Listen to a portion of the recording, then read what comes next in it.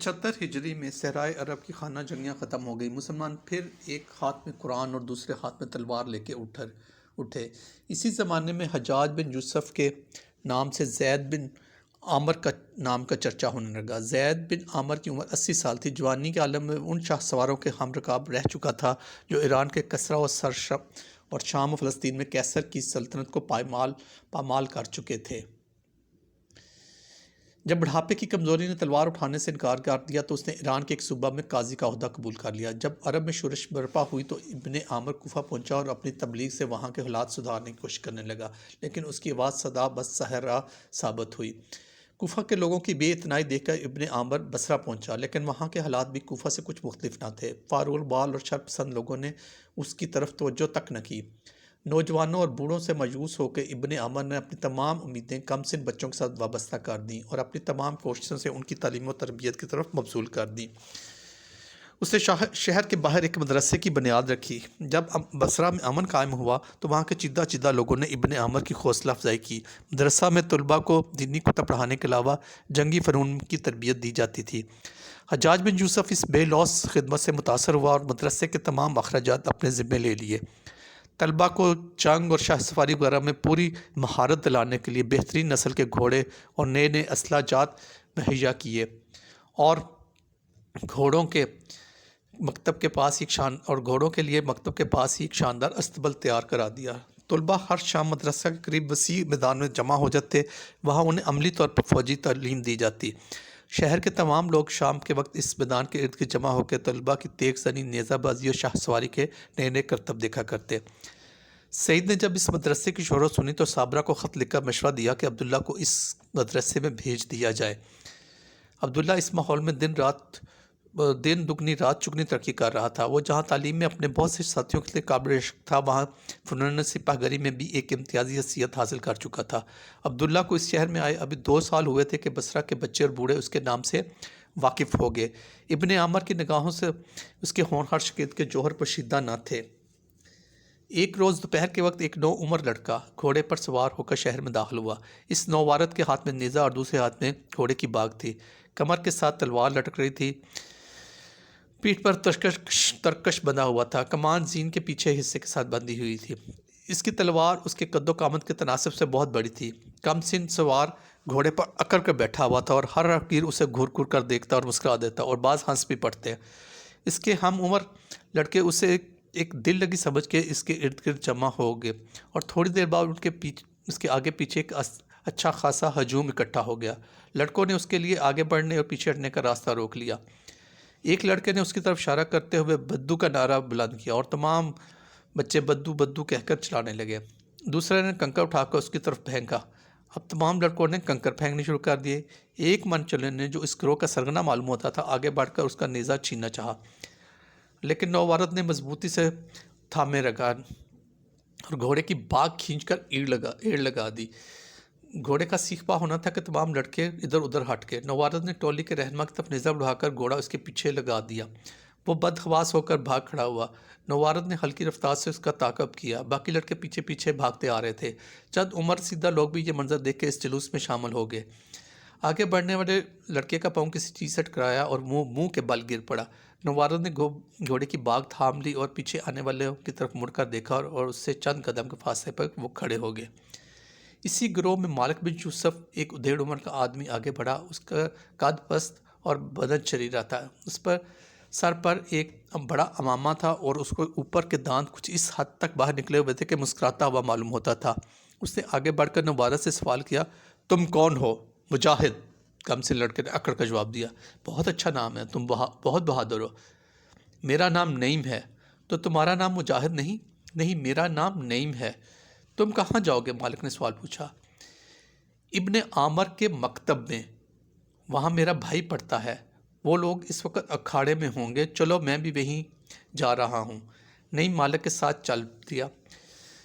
چند لڑکے تھوڑی دور ساتھ دے کر مڑ گئے اور کچھ نعیم کے پیچھے پیچھے چلتے رہے۔ نعیم نے اپنے رہنما سے سوال کیا، اکھاڑے میں تیر اندازی بھی ہوتی ہے؟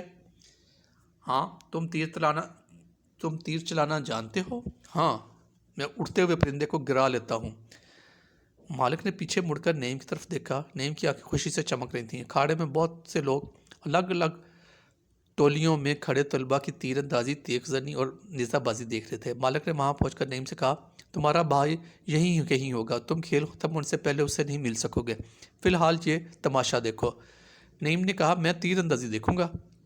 مالک اسے تیر اندازوں کے اکھاڑے کی طرف لے گیا۔ دونوں تماشائیوں کے صف میں جا کر کھڑے ہو گئے۔ اکھاڑے میں ایک کونے پر لکڑی کا ایک تختہ نصب تھا جس کے درمیان ایک سیاہ نشان تھا۔ لڑکے باری باری اس پر نشان نہ لگاتے۔ نعیم دیر تک کھڑا دیکھتا رہا۔ اکثر تیر تختے پر جا کر لگتے لیکن سیاہ نشان پر ایک طالب علم کے سوا کسی کا تیر نہ لگا۔ نعیم نے مالک سے پوچھا، وہ کون ہے؟ اس کا نشانہ بہت اچھا ہے۔ مالک نے جواب دیا، وہ حجاج بن یوسف کا بھتیجا محمد بن قاسم ہے۔ محمد بن قاسم؟ ہاں، تم اسے جانتے ہو؟ ہاں، وہ میرے بھائی کا دوست ہے۔ بھائی جان اس کے نشانے کی بہت تعریف کرتے ہیں، لیکن یہ نشاندہی کوئی مشکل تو نہیں؟ مشکل کیا ہے، یہ تو شاید میں بھی لگا سکوں۔ ذرا مجھے اپنی کمان تو دینا۔ حجاج کا بھتیجا کیا خیال کرے گا، اب دنیا میں کوئی تیر انداز نہیں رہا۔ یہ کہہ کر نعیم کے گھوڑے کی زین سے اس نے کمان کھول لی۔ نعیم نے اسے ترکش سے تیر نکال کر دیا۔ مالک نے آگے بڑھ کر شست باندھی۔ لوگ اس کی طرف دیکھ کر ہنسنے لگے۔ مالک نے کانپتے ہاتھوں سے جو تیر چھوڑا اور جو ہدف کی طرف جانے کے بجائے چند قدم کے فاصلے پر زمین میں دھنس گیا۔ تماشائی نے پر زور کہا لگایا۔ مالک کھسیانہ ہو کر واپس ہوا اور کمان نعیم کو دے دی۔ محمد بن قاسم ہنستا ہوا آگے بڑھا، تیر زمین سے کھینچ کر نکالا اور آگے بڑھ کر مالک کو پیش کرتے ہوئے کہا، آپ ایک بار اور کوشش کریں۔ مالک کے چہرے پر پسینہ آ گیا۔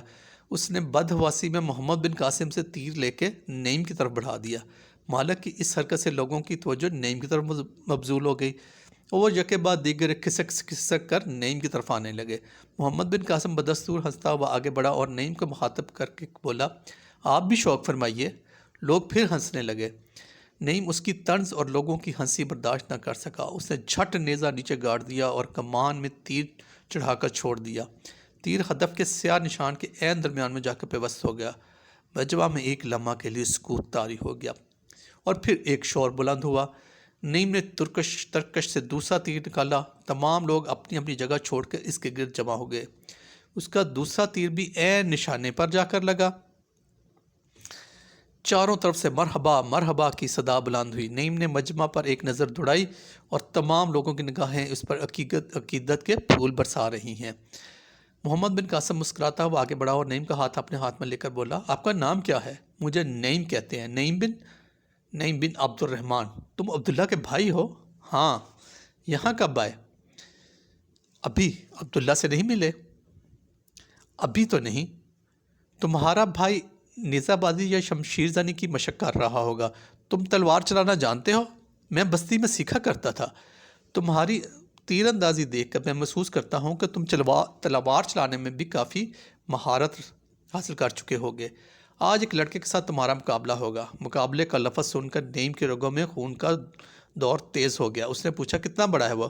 تم سے کوئی زیادہ بڑا نہیں ہے۔ اگر پھرتی سے کام لوگے تو اس سے جیت جانا تمہارے لیے کوئی بات نہیں۔ ہاں، تمہاری تلوار ذرا بھاری ہے، ذرا بھی ڈھیلی ہے۔ میں ابھی اس کا انتظام کیے دیتا ہوں، تم گھوڑے سے اترو۔ محمد بن قاسم نے ایک شخص کو اپنی زرہ خود اور تلوار لانے کے لیے کہا۔ تھوڑی دیر بعد نعیم ایک نئی زرہ پہنے اور ہاتھ میں ایک ہلکی سی تلوار لیے تماشائیوں کی صف میں کھڑا ابن عامر کے شاگردوں کو تیغ زنی کے مشق کرتے ہوئے دیکھ رہا تھا۔ اس کے سر پر یونانی وضع کے خود نے اس کا چہرہ تھوڑی تک چھپا رکھا تھا، اس لیے ان لوگوں کے سوا جو ان کی تیر اندازی سے متاثر ہو کے اس کے ساتھ چلے آئے تھے کسی کو معلوم نہیں تھا کہ یہ اجنبی کون ہے۔ ابن عامر تماشائیوں کے گروہ سے الگ میدان میں کھڑا اپنے شاگردوں کو ہدایات دے رہا تھا۔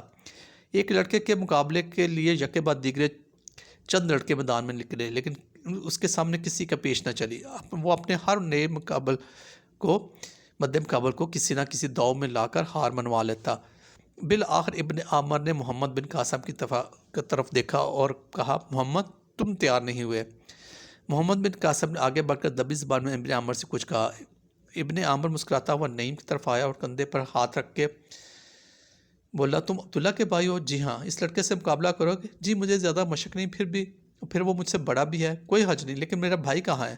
وہ بھی یہی ہے، تمہیں اس سے ملائیں گے۔ پہلے اس سے مقابلہ کر کے تو دکھاؤ۔